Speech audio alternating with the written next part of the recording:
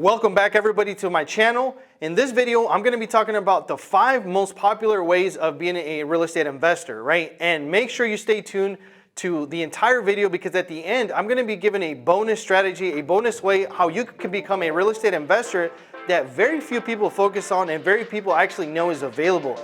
So let's get right into it, right? Here we go. One of the most popular ways that you can become and start investing in real estate is wholesaling, right? What is wholesaling? Wholesaling is basically where you get a property under contract, and instead of you buying the property, you assigning your rights to another investor that wants to close and buy that property, right? So what is the advantages of real estate wholesaling? One of the advantages is that you can do this with very little money, right? But the disadvantages is you have to typically have a lot of time and it creates a lot of, you have to spend a lot of time, a lot of resources to be able to do wholesaling, right? So if you don't have a lot of time, typically maybe wholesaling is not going to be the best strategy for you. If maybe you already have a good amount of liquidity, then you might want to get into maybe buy and hold or some of the other strategies. So wholesaling is one of the most popular strategies that people get involved because it's a door in to being able to build that, bank, being able to build that liquidity, which is the way that I got started. I started in the real estate space, becoming a real estate wholesaler. The next strategy is fix and flip. This is the most popular strategy I think that everybody knows, right? Especially because it's been glamorized by HGTV and all the TV channels, right? Where you have Chip and Joanna Gaines paint this beautiful, pretty picture that it's the best, funnest strategy, which is fix and flip, which you could do really well with, but also there's a lot of risk being when you become a fix and flipper, right? What is the risk? Being able to get involved in a property, start fixing it, and finding out about 1, 2, or 3 hidden repairs that you had no clue about, and then that minimize your profit from, maybe you were planning on making $30,000 profit, and now you're going to be making maybe about $10,000, right? So there's definitely a lot more I would say a lot more risk when you're doing fix and flip, but the benefit is that typically if you know what you're doing, you're going to make a little bit more money than wholesaling. The other disadvantage when you're doing fix and flip is that you're not going to be typically paid in 30 days or 60 days. Typically, this is going to be more of a strategy where you're going to get into it and sell it within 3 to 6 months. So it's going to take a little bit longer versus wholesaling. Wholesaling is something that typically from start to finish you can do in 30 days. You're going to get paid. You're going to get your check in 30 days versus 3 to 6 months on fix and flip. Number 3, buy and hold. Obviously one of the most popular strategies as well that's been around forever, right? Becoming a landlord, being able to buy a property and renting it out and having that tenant pay off your mortgage if you have a loan on it, and having, I call it building piggy banks, building different banks. And one of the benefits of becoming a landlord is that over time that property is going to appreciate. If you bought a property, say 7 to 10 years ago, even if it was $100,000, more than likely, if you're in a market that that's a decent market that has grown, right? It has appreciated maybe 5%, maybe 7%. On a yearly basis, so that property is not worth $100,000 now. That property is probably worth $200,000 and in some instances $300,000. So it's something that you can build your retirement. You can really build your net worth.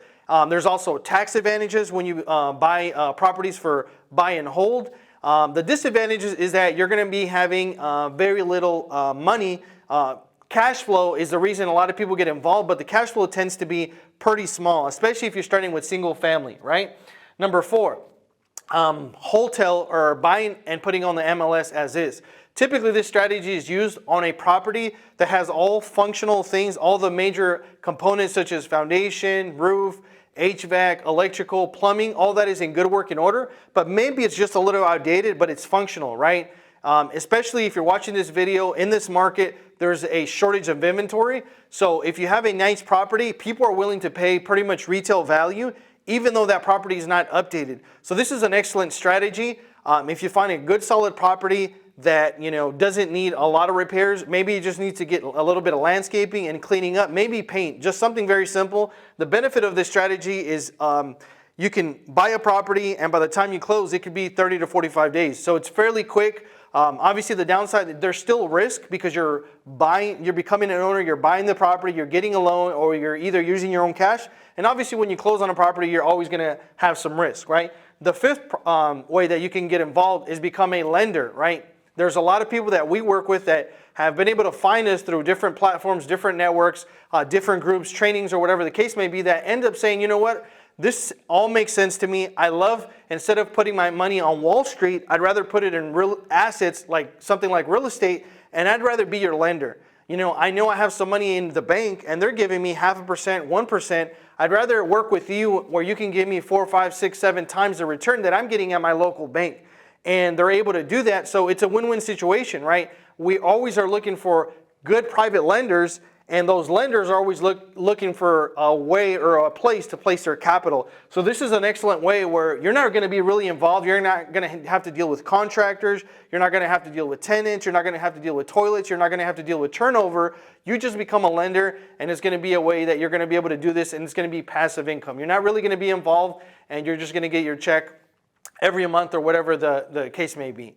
Now, the last strategy that I want to talk about is note investing. Now, I know for a lot of you guys that are watching this video, you may know what it is, or most of you guys say, I never knew that you could invest in notes. Now, what is note investing? For a lot of you guys that may not really know or have thought about what notes are, is you most than likely, if you're over 21, you probably have signed a document which is a simple note, right? A promissory note, which is a promise to pay. If you bought a car or if you bought a house, you sign a document that basically says, I am committed, I promise to pay this outstanding balance, and I'm going to pay $1,000 a month or $1,500 a month or whatever that case may be, right? So you're able to create your own notes and you're able to buy notes, right? So we've done this through several opportunities where we've been able to buy a house, and instead of selling it through one of the 4 ways that we talked about, what we do is we sell it owner finance, right? We're able to sell it to somebody that can't get traditional financing, and we're able to create a note. And over the next 10, 20, or 30 years of that note, they're going to be paying us on a monthly basis, and we're going to receive a note. Now, the good thing about notes is that unlike rentals, you're not going to have any calls at 2 in the morning, 1 in the morning saying, hey, my toilet's clogged, or, I have a huge plumbing issue, I have a huge roof leak. Why? Because you become the lender. You haven't become the landlord. Have you ever called your mortgage company and said, hey, I have a problem with my toilet? You've never done that. Why? Because they're the lender, and that's the benefit of owning notes. It's a form a little bit closer, in my opinion, to passive income versus rentals, because typically you don't have to deal with any of those situations. The only thing that you have to make sure of is they're making that monthly mortgage payment, and there's a lot of benefits to note investing. So thank you guys for tuning in. Those are just a quick recap on some of the ways that you can get involved as a real estate investor. I'm going to be doing future videos where I'm going to be talking a little bit more in detail on how you can get involved in one of the other strategies to find what's better fit for you. Everybody that's watching this video is in a different situation in their life. Everybody has different resources, and you have to really start asking yourself, which one of the strategies you want to do, which one of the strategies works best based on your current situation. So I hope this video has been helpful. If you haven't already, make sure you subscribe, make sure you hit like, and if you have a question on a particular strategy, make sure you put it in the comments below. I like to hear from you. What did you like about this video? What are you learning, or what are you most interested in as far as real estate investing? So thank you guys. We'll see you guys on the next video.